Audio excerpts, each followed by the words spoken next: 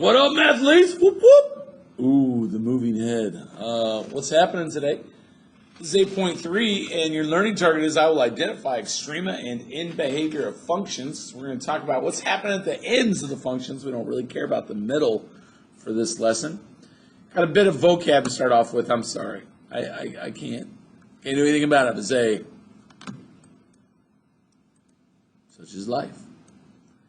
Here we go. We got extrema. Those are the points that are the locations of relatively high or low function values. We got our maximum. That's your max point, right? Your minimum is your minimum value. A relative maximum isn't necessarily the highest maximum. Another way I'll call it is a local max. What it is it's just a high point. I call it the mountaintop. You'll see what I put on my stuff here in a minute. Also, we have relative minimums, which again aren't necessarily the lowest point on the graph, but they're what I call a valley point. We'll talk about that. And then we have end behavior, and that's what we're doing today. So we're just looking at the very ends of graphs. As x goes to infinity and as x goes to negative infinity, what is the graph doing? So pause this as you need. It's going to take a minute to write it down. I'm so sorry. All right, let's get moving. Okay. Oop, I hit the wrong button. There we go. Right there. Oh, right there. We're going to assume you have that written in. Okay, extrema of function right here. Notice this is the lowest point on the graph. This is a minimum. Okay. Now right here at B, you'll notice over here the graph goes up higher, but this is what I like to call a mountaintop. And at mountaintops, so this is a mountaintop. And that's a point of a relative maximum. So it's a relative maximum. Same thing right here. Notice this looks like a valley, right? It's the valley in between hills.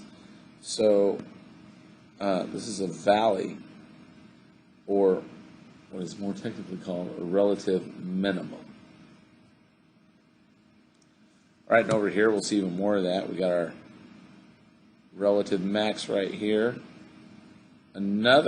Now this point right here, this isn't a relative max. What is it? It's an actual maximum.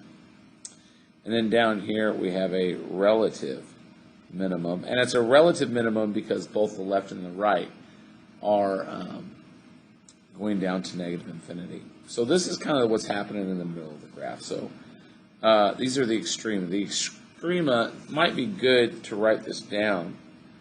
The extrema is the middle of the graph. The end behavior is, right, the ends of the graph. Together they make up a description of the graph. Awesome. Okay, looking down here, we got some examples right here. Take a minute, and I want you to do your best to write down the coordinates for any maximums, any minimums, relative maxes, and relative minimums. Pause it. Ready, set, go. Take a drink of mine. It's not coffee, believe it or not. In my teacup, I have peppermint tea. It's good for the tummy. Old people, right? Okay, I like to go through and maximum. Is there anywhere that there's an absolute max? No, because the ends go up forever, so there's none here. Is there a minimum? Yes, right here is a minimum. Nothing else is lower than that point. And that's right at, let's see, x is negative 6 and y is negative 7. It's negative 6, negative 7. Are there any relative maximums? Yeah, I see a couple of mountaintops right here and here. And this would be, let's see, negative 3, 2. And I see one right here at 2, 6. Just write down the coordinates. Relative minimums, well, I see one here and one here. Well, this is at 0, negative 4. And this one looks to be at 5 right in the middle and negative 5. So 5, negative 5. Boosh. Now that you really know what we're doing, take a minute and why don't you fill all this in for the trampolining problem. Where does it go? All right. Let's do it again. Are there any maximums on this one? Yeah, right here is a maximum point. And I know this is going up by 3 each time, so you're going to have to guess, but I'm going to say right there is at about 28. So we're going to say 428. Are there any minimum values? Yeah, right here. That's right in the middle. So I'm going to say that's a 6, 1.5.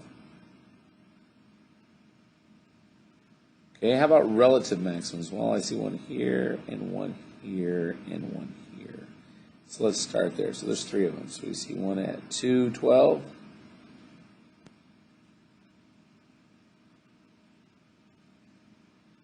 We see one at 721, excuse me. And last but not least, I see just a little mountaintop right here at 9.6. She was getting ready to stop jumping at that point. Relative minimum. So this is low points, really just 2 of them.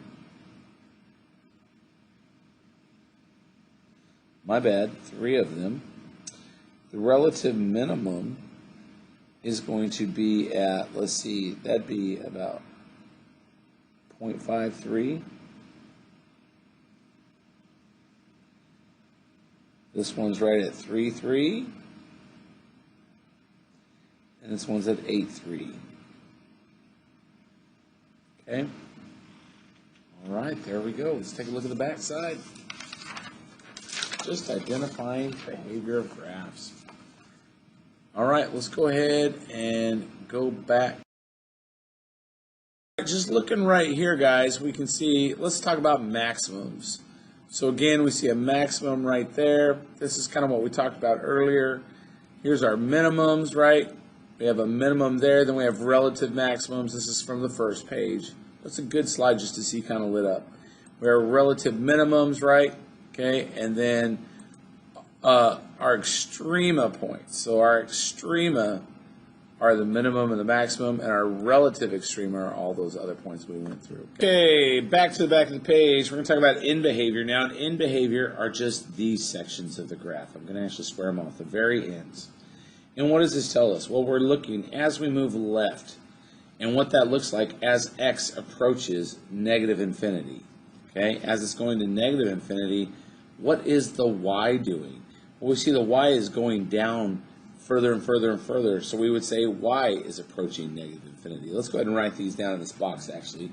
So as x approaches negative infinity, we see our y approaching negative infinity, because it's going negative down forever, okay?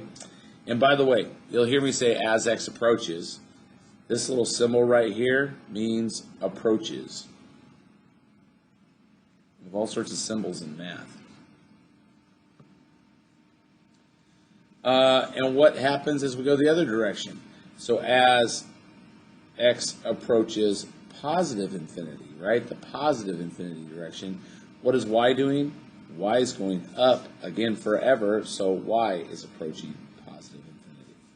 Just gives us the shape of the ends, okay? All right, let's take a look at this one. Again, we're just looking at either ends. This one's a little different, isn't it?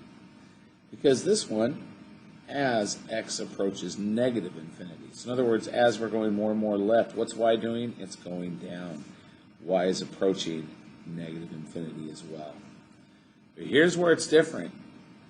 As x approaches positive infinity. So as x is going to the right here, what's it, y doing? Y is going down as well, because this is a parabola. So y is still approaching negative infinity. That tells us something about the graph. Okay, let's look right here. This one's a little different one. So I could draw this little line right here. We're going to call that at the point, some point C right here, okay? Now let's look at the ends. I like to always circle them, okay? As x approaches negative infinity, what is y doing? It's going off to infinity. So as x approaches negative infinity, the negative side, what is y doing? Y is going up to infinity and beyond. Now down here, as x approaches positive infinity, y is approaching c. There's actually an asymptote right here. A line, a boundary line, that this is approaching but never quite reaching. I know that one's a little different. And at times you'll see those asymptotes, and that's how you deal with them. They're approaching whatever that number or letter is. Okay? Well, we have some examples. This matches the problem on your paper. So what's happening here? Well, I notice that as x is approaching negative infinity, if we look at the end here, what's our y doing? It's approaching positive infinity. So as x is approaching negative infinity, so I guess we're looking at the second one here. What is y doing? It's approaching positive infinity. So it's not a, because that says negative infinity. This one says positive infinity. It could be that one. This one says as x approaches negative infinity, y approaches positive infinity. It could be that one. Oh, but this one says as x approaches negative infinity, f of x or y is approaching negative infinity. That's wrong. So we're down to these two. Let's look at the other direction. As x approaches positive infinity, what is y doing? It's going to negative infinity. So we need to look. As x approaches infinity, f of x is going to positive. Nope, it should be going to negative, which is down here. So our answer is C. And of course, you have to see it to believe it. So C, check answer. Boom. That should be a noise, I think, but I've got noise cut off. All right. We have two problems located on this page. These are on the bottom of your paper as well. We got some little drop-down boxes. And let's just draw our squares again. I like to draw them on the end. What's it doing? What's happening at our end here? Well, we see as x approaches negative infinity. What do we see y doing? It's going to positive infinity. And the same as x approaches positive infinity, what's it doing? It's going to positive infinity. So let's go ahead and draw this on the, or label these as x approaches negative infinity. What's happening? Negative infinity, it's going up to positive infinity. And as x approaches infinity, what is fx doing? It's also approaching infinity. I forgot to hit check answer. Let's check it. Look at that. And over here, let's just look. As x is approaching negative infinity, what's happening? G of x is approaching negative infinity. So boom, negative infinity right there. And as x approaches positive infinity, what's y doing? It's going up. So to positive infinity. Look at that. Boom. All right, let's take a look at this one right here. This is just for a free one, but I'm going to move my picture out of the way in this little counter box right here. What's this saying? It's saying as x approaches negative infinity, right? What's y doing? It's going up to positive infinity. And as x approaches positive infinity, we see the y going down to negative infinity. Look at that. We got one more to try out just for. All right, I like this problem. It's a little bit different. The graph shows the total number of a popular tablet computer sold, f of x, in the time since its release, x. Okay, so what happens? As x is approaching positive infinity, so going this way, we see this is slowly going up. It's approaching infinity. So how many of those do we see? Well, I see this one right here. It's good. This right here is a possibility. Possibility. As x approaches infinity, fx approaching. Oh, no. That's gone.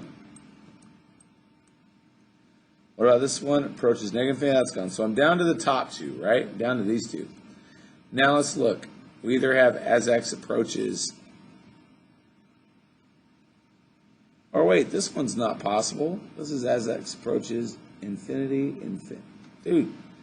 This was as x approaches negative infinity, f of x approaches infinity. That's not true, because as x approaches negative infinity this way, well, it can't. We can't sell less than 0, so that doesn't work. This one was wrong. This one says as f of x, x approaches infinity, x approaches negative infinity. That one was wrong too. That didn't work. The only possible one we were left with right from the go was the top. But let's prove it. What does it say? X is not defined for x is less than 0. That's exactly right. You can't sell less than 0. You can't have less than 0 times. So there we go. It's going to be that top one. Boom. Let's mark. Mark it off. Yeah. All right.